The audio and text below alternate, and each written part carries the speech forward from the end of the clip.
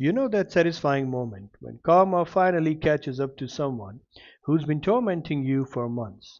Picture this: a 5 foot tall HOA tyrant, covered head to toe in neon pink, electric purple, and safety cone orange powder that won't wash off, screaming in my front yard while I stand there with my phone recording every glorious second. That woman had stolen over 15 packages from my doorstep, and the police said they couldn't help me. So I took matters into my own hands with a trap so brilliant, so perfectly executed, that it went viral with 12 million views. But I'm getting ahead of myself. Let me take you back to where this beautiful disaster began. The moment I moved into Willow Creek Estates, I knew the Homeowners Association would be intense, but I never imagined that the HOA President Barbara Winters would become my personal nightmare. It started innocently enough. I was a freelance graphic designer who worked from home, which meant I ordered supplies online constantly. Art tablets, premium papers, specialized inks. My doorstep saw more deliveries than a small warehouse. For the first month, everything arrived without issue. Then packages started disappearing. The first time it happened, I assumed it was a mistake. A set of expensive watercolor brushes simply never made it to my door, despite the delivery confirmation photo clearly showing my front porch. I contacted the seller, got a refund, and ordered again. When those brushes also vanished, I knew something was wrong. I installed a doorbell camera the next day. That's when I caught her. Barbara Winters stood 5 foot nothing in her designer sneakers, but she carried herself like she owned the entire neighborhood, which in her mind she probably did. She'd been HOA president for 7 years, and everyone knew her reputation. She enforced every ridiculous rule with militant precision. Grass couldn't exceed 2.5 inches, holiday decorations could only be displayed for exactly 2 weeks, and God forbid your trash cans were visible from the street on non-collection days. The footage was crystal clear. Barbara approached my porch at 2:47 p.m., glanced around nervously, grabbed my package, and walked away like she was picking up her own mail. She didn't even try to hide it. The audacity made my blood boil. I immediately downloaded the video and marched to her house, 3 doors down. Her immaculate white colonial practically gleamed in the afternoon sun, with perfectly trimmed hedges shaped into geometric precision. Barbara answered the door wearing a pressed polo shirt with the HOA logo embroidered on it. Her blonde bob didn't have a single hair out of place. "Can I help you?" she asked, her tone suggesting I was already wasting her valuable time. "Yeah, you can help me by returning my package," I said, holding up my phone with the video paused on her face. Her expression didn't change. "I don't know what you're talking about." "I have you on camera, Barbara, taking my package from my porch. That's theft." She laughed. Actually laughed. "That's quite an accusation, dear. You must be mistaken. Perhaps you should check your facts before making slanderous claims against your HOA president. Speaking of which, I notice your lawn is looking a bit shaggy. You have 48 hours to address that or you'll receive a fine." She closed the door in my face. I stood there, stunned. She wasn't even going to pretend to be innocent. She was just dismissing me like I was nothing. I went to the police the next day. Officer Martinez seemed sympathetic as he watched my video evidence, but his response deflated my hope. "Technically, this is a civil matter," he explained. "It's theft, yes, but because the package was delivered and you're disputing possession, you'd need to take her to small claims court. We can file a report, but unless the value exceeds $500 or this becomes a pattern with multiple victims, there's not much we can do criminally." "Is it a pattern? She's taken at least 3 of my packages." "Do you have footage of the other thefts?" I didn't. The camera was new. Over the next 2 weeks, Barbara stole 4 more packages. Each time I had her on video. Each time she denied it. I tried confronting her again, sending formal letters, even posting it in the neighborhood Facebook group. That last one backfired. spectacularly when Barbara threatened to sue me for defamation and hit me with a fine for creating neighborhood discord. Other neighbors started reaching out privately. Apparently, I wasn't her only victim. Mrs. Chen from down the street had lost packages, so had the Rodriguez family. The Patels had even caught Barbara stealing their grocery delivery, but everyone was too afraid of HOA retaliation to speak up publicly. Barbara had fined people into submission, once threatening foreclosure on a family who fell behind on accumulated violations. That's when I decided enough was enough. If the law wouldn't help me, I'd handle this myself. I spent 3 days researching and planning. What I needed was something that would mark Barbara so obviously, so permanently that she couldn't deny it. I found my answer in industrial UV powder, the same kind banks use in die packs for robberies, but I needed something more visceral, more immediate.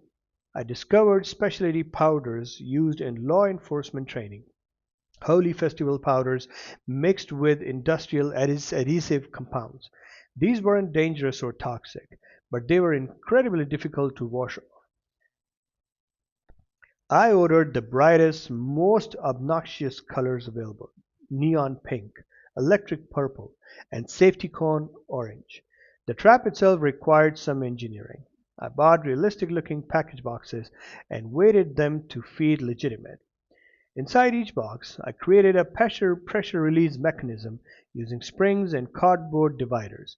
When someone lifted the box and shifted the weight, the dividers would collapse, releasing the powder mixture upward in a blast. I lined the inside of each box with the powder mixture, ensuring maximum coverage. Then I added one final touch: UV-reactive powder mixed in with the colored powder. Even if she somehow managed to wash off the visible colors, she'd glow like a nightclub poster under backlight.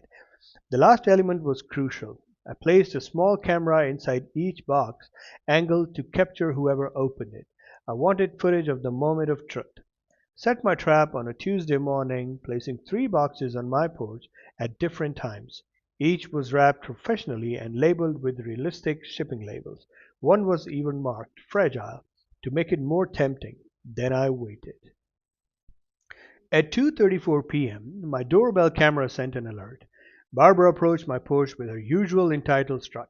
She glanced at my windows, checked over her shoulder, and reached for the largest box, the one marked "fragile." I watched the live feed on my phone, my heart pounding. Barbara picked up the box and turned away. She made it exactly 4 steps before the trap activated. The explosion of powder was beautiful. A mushroom cloud of neon pink erupted from the box, coating Barbara from head to toe. She screamed, dropping the box and triggering the second trap. Purple powder blasted upward, hitting her face directly. She stumbled backward into my mailbox, and the impact triggered the third box sitting on my porch rail. Orange powder completed the rainbow, covering everything the first two had missed. Barbara stood in my yard, looking like a rejected Muppet prototype. Pink coated her hair and face, purple streaked down her designer polo shirt, orange covered her white pants and sneakers. She was coughing, sputtering, and screaming incoherently. I calmly walked outside, phone in hand, recording everything. "Is there a problem, Barbara?" I asked sweetly. She whirled on me, her face contorted with rage. Beneath the layers of powder, you attacked me. This is assault. I'm calling the police." "Please do," I said. "I love to explain to them why you're covered in powder from packages you stole from my porch, packages you claim you never took." I was just checking if they were delivered correctly. As HOA president, it's my responsibility to steal 3 times in one afternoon. There are cameras in those boxes, Barbara. I have footage of you opening them after stealing them from my property." The color drained from her face. Well, metaphorically. Physically, she looked like a melted snow cone. There's when her husband, Gerald, came running out of their house. His jaw dropped when he saw his powdered covered wife. "Barbara, what happened? What did you do?" "She booby-trapped packages. She stole my packages, Gerald," I interrupted. "For weeks. I have dozens of videos. The police have reports, and now I have her on camera covered in evidence. Within the hour, my yard looked like a crime scene. Officer Martinez returned, this time with a detective. Barbara sat in their cruiser, still covered in powder, giving her statement. The powder had already dried and bonded to her skin and clothes. Her attempts to wipe it off only smeared it deeper. The inside box cameras had captured everything perfectly. Barbara opening each package, the powder exploding, her shocked expression, combined with my doorbell footage and weeks of theft recordings, the case was airtight. Barbara was charged with multiple counts of mail theft. The HOA board held an emergency meeting and voted unanimously to remove her as president. Apparently, once people weren't afraid of her anymore, everyone had stories. The Rodriguezes revealed she'd stolen their medication. Mrs. Chen had lost irrepressible family photos. The list went on. The best part, the powder didn't wash off. Barbara tried everything: soap, makeup remover, even paint thinner when her dermatologist apparently advised against. The visible colors faded after about 2 days, but the UV powder stayed much longer. Every time she went anywhere with blacklight bars, bowling alleys, mini golf, she glowed like a Christmas tree. She moved out of Willow Creek Street. 2 months later, rumors has it she moved to a condo with no HOA. As for me, the new HOA president, Mr. Patel, was infinitely more reasonable. My packages arrived safely. I even started a neighborhood watch program specifically for package theft, and we installed community cameras at every street entrance. I still have those powder rigged boxes in my garage. I haven't needed them since, but they sit there like insurance. A colorful reminder that sometimes when someone thinks they're above the rules, you need to paint them with the consequences. The doorbell camera footage of Barbara's powder explosion went viral after the trial concluded. Last I checked, it had 12 million views. The comments section was full of people sharing their own HOA horror stories and praising my Karen colored karma bomb. Barbara Winters learned an important lesson that day. Some packages fight back, and some stains, both on clothes and repetitions, never quite wash off.